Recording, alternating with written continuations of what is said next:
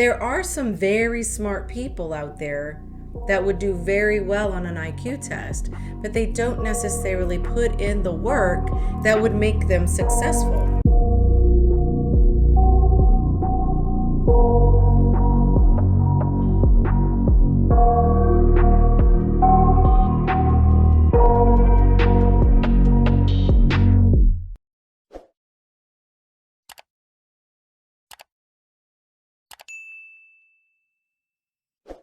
Today, I want to discuss with you when high IQ does not necessarily lead to success. That is something that we often push on children to believe that if they are successful in school or they're the top of the class, the straight A student, that they are going to be successful in life. And that is not actually true. So let's talk about that today. So now that I've got you pulled into the IQ game, let's talk about what is IQ? What are some traits that someone with an IQ or high IQ would demonstrate? Someone with a high IQ may have the capacity or greater capacity for memory or problem solving abilities. Their attitude and work ethics oftentimes are a little bit different than someone who isn't a high achiever. So think about going into school.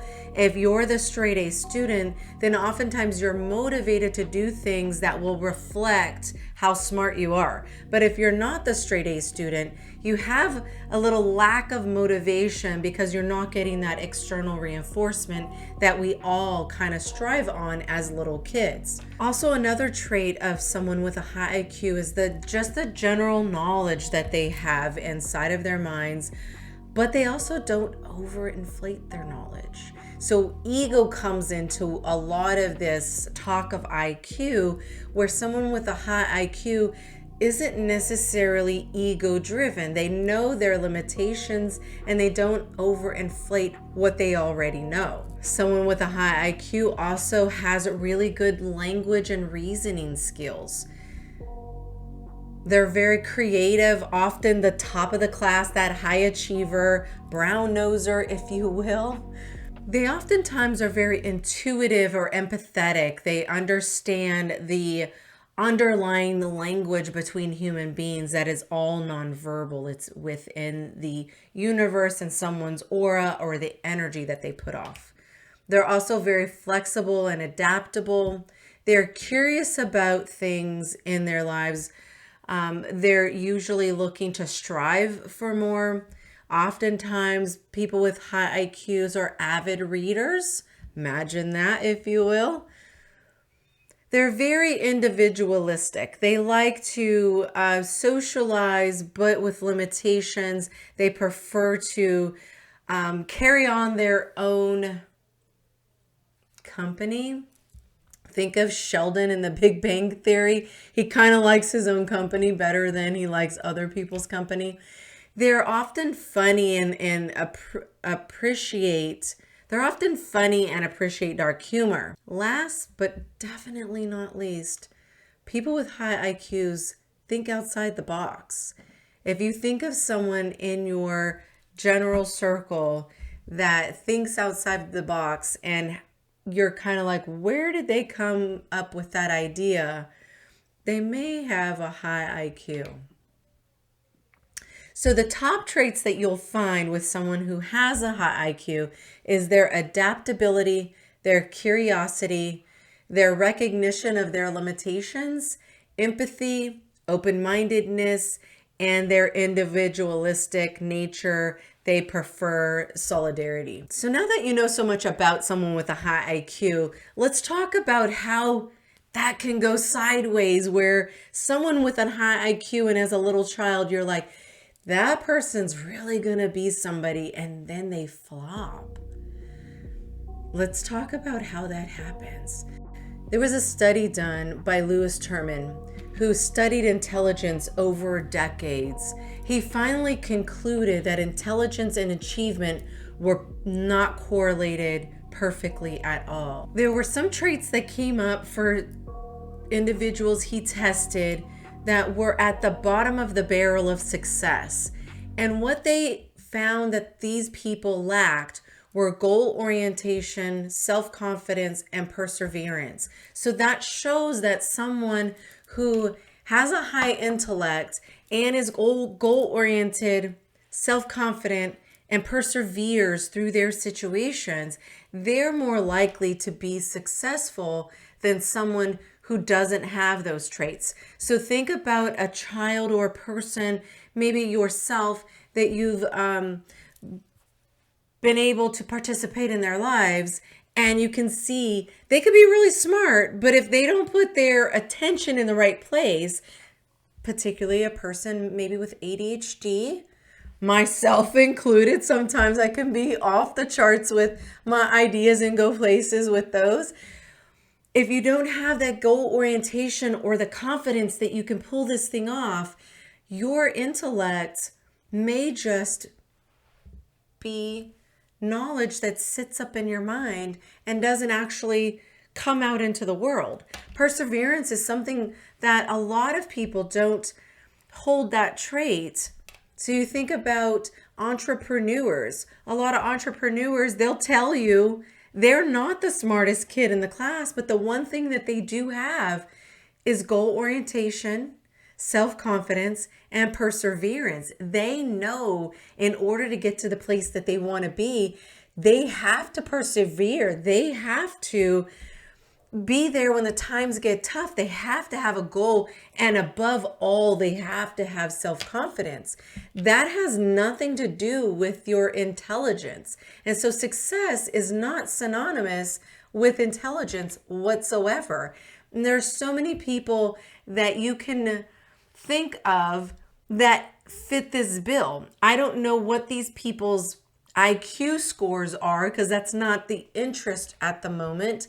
But for people that I've come across who are entrepreneurs, very successful in their own right, but they also say they are not the smartest person in the class. People that come to my mind are like Gary Vee or Steve Harvey. I know Steve Harvey had a speech impediment, which I'll talk about a little later. But those people say they weren't the smartest kids in class. And many people like Mark Zuckerberg dropped out of college.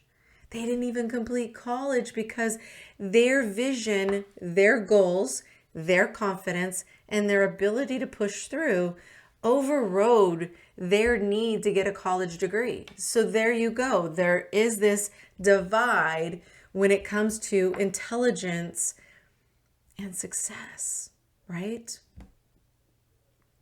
But also what was found in the Terman study was that kids with high IQs and had academic success often predicted overall success. So they may not be your top leaders or what we now kind of look at in the social media space is we're often looking at the top earners. We're not even looking at the smartest. We're just looking at who could get a YouTube channel and monetize it the quickest. That person may not be as smart as someone else. They have a talent, a skill, and ability that other people want to see. And that is what creates their success. So again, academic success does predict some overall success, but not in today's society. There is so much more that if this study was continued, would find that success is coming through someone's natural skill and ability, but it does go back to that goal orientation,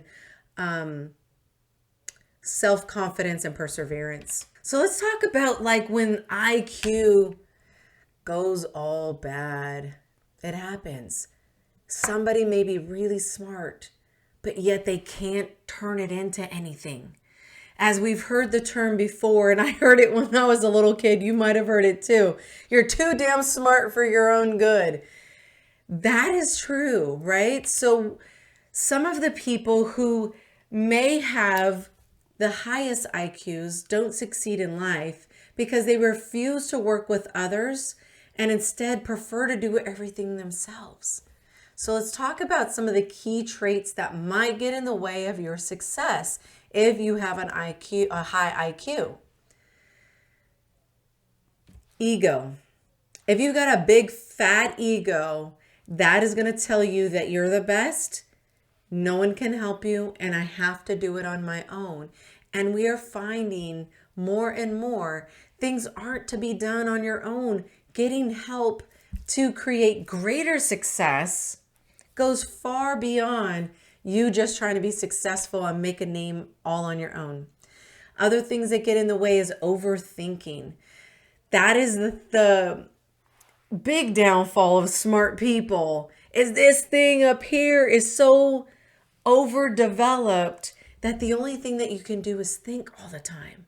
Look at, again, Sheldon on Big Bang Theory. He probably thinks more than most people, but oftentimes his thoughts get in the way of happiness, relaxation, and just overall joy. So we can overthink our way out of success. Another key trait of people who have a high IQ, and I can definitely attest to this without even knowing my IQ, too many projects at once. You have all this fund of ideas everywhere. And so you want to one day create a YouTube channel, and then YouTube isn't doing so well. So you want to now put the videos over on Instagram and clip them down and put them on TikTok. And then, that's not all going well. So you're going to design a clothing line. And the story goes on and on and on. So you have too many projects at once where you never really hone in and perfect one project. And that typically is, if you find successful people, they will tell you that is because they found that one thing that they were good at. Steve Harvey's good at making people laugh. What would he, even though he's fly in his clothes, what would it look like if Steve Harvey all of a sudden became a fashion designer? He knows what he's good at. He knows what makes him successful.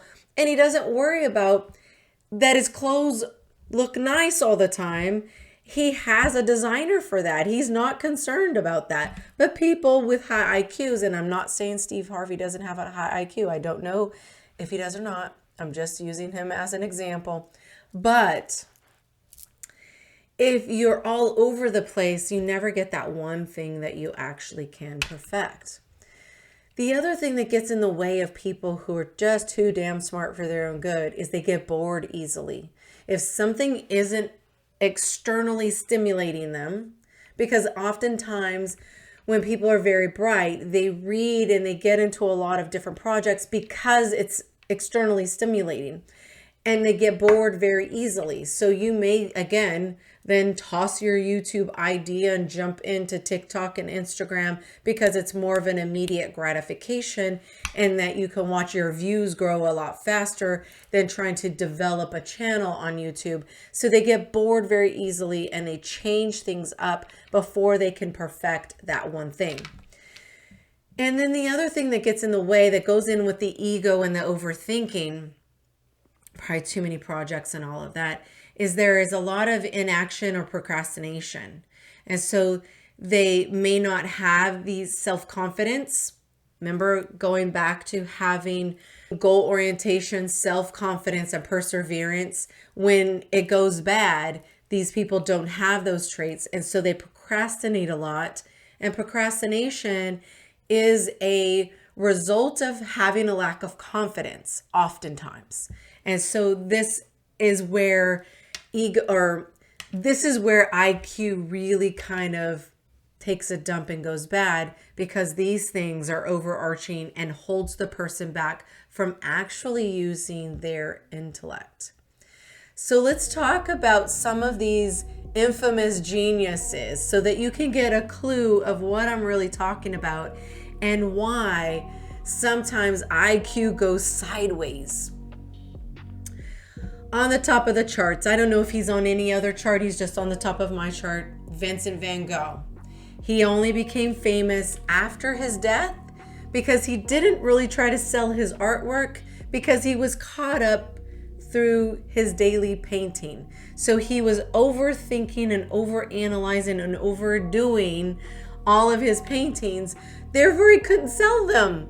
Imagine that. And now we're only getting a hold to them because he sat his ass still in a grave, sad to say. Nikola Tesla is one of the history's most outstanding scientists. He turned Niagara Falls into an electric generating plant. The modern world pretty much runs on Tesla electricity. However, he died almost without a penny. He didn't have the business sense or the business skills to turn his ideas into a successful business. So although he was able to create this generating plant, he couldn't get the tunnel vision to actually put it into a business until someone else took hold to it. So let's go back and look at successful people and remove the intellectual part of it. There's so many that are out there that really praise their determination and skill, and it has less to do with their intellect. As I mentioned, Steve Harvey, Gary Vee, Mark Zuckerberg for dropping out of college, Steve Jobs. There are a lot of successful entrepreneurs, if you listen to them, that will tell you that they've dropped out of college.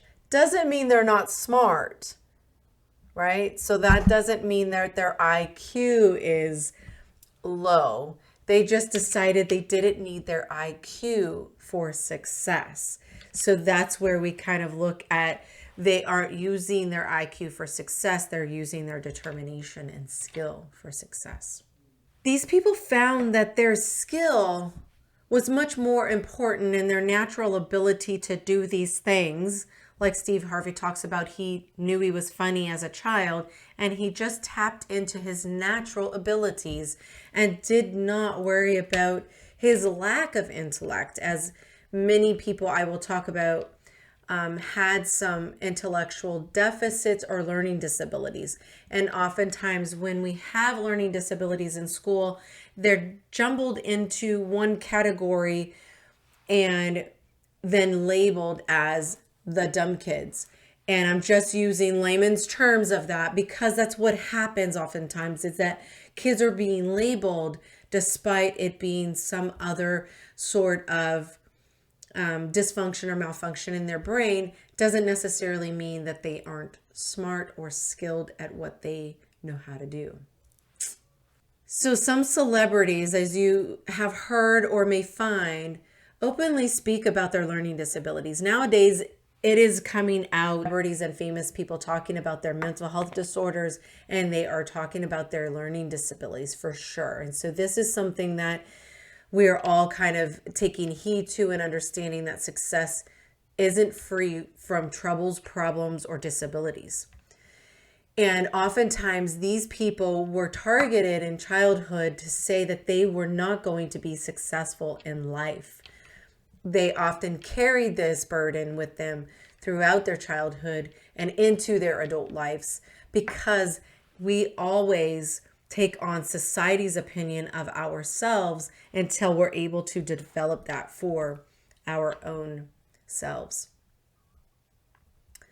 So let's get into the people that I've looked up and have found had some sort of learning disability and or other disability growing up. And you'll find that a lot of these people that I brought up have dyslexia. So to name a few, I have Keanu Reeves, Cher, Tommy Hilfiger, Salma Hayek, and Tom Cruise. They all had dyslexia growing up, all felt like they weren't able to find success or be successful because of their inability or trouble in reading. And we often mark reading as one of those foundational skills that lead to success. Again, go back to a lot of the skills that the highly intellect have, and they're avid readers. So now if we look at the avid readers and say, well, these are the smart kids, and then we have children like Keanu Reeves and Cher, that they have dyslexia, automatically they're labeled as not as smart, not as good, and therefore won't be as successful. However, we're finding that obviously that's not true. So if you have not followed or heard, Steve Harvey had a stuttering problem, a terrible stuttering problem. in school. He said he could not speak out of the house until I forgot what age he was. I didn't look that up, but he couldn't speak outside of his home for years. And when he went to school, he stuttered terribly. And he was always labeled by his teachers and adults in his life that he was going to be unsuccessful. But he also told his father when he was about 8 years old, if I recall, that he was going to be on television, and they pretty much laughed at him and didn't believe what he had to say. So look at him now. This kind of wraps it all up. If you want to put together what I've said today, is that intellect is not a predictor on its own of success. We have found so many successful people and widely successful people that have not relied on being smart in order to be successful. They had a skill or a natural ability that they were smart about and used, but it did not come down to an actual written intellectual test given by a psychologist who would then determine their intellect and then in society determine their worth. That's what it comes down to, is that at one time, these intellectual assessments predicted someone's overall success and ultimately internally their worth. So with that being said, I want you to not pressure children so much in trying to be the top of their class. It adds so much anxiety to these young people. Children learn the way that they're supposed to learn, and the American school system isn't always set up for them to learn to the best of their abilities, because we all have different abilities regardless if it is considered a disability. And so if we stop pushing children so hard to excel to the top of their class and really look into what makes this person special, what are their skills and abilities, and how do we help them optimize those through self-confidence, goal orientation, and perseverance, we will have a whole bunch of young people who then become successful. So until next time, be well. And if you like this video, don't stop there. Like, subscribe, and comment. I love to chat with my audience.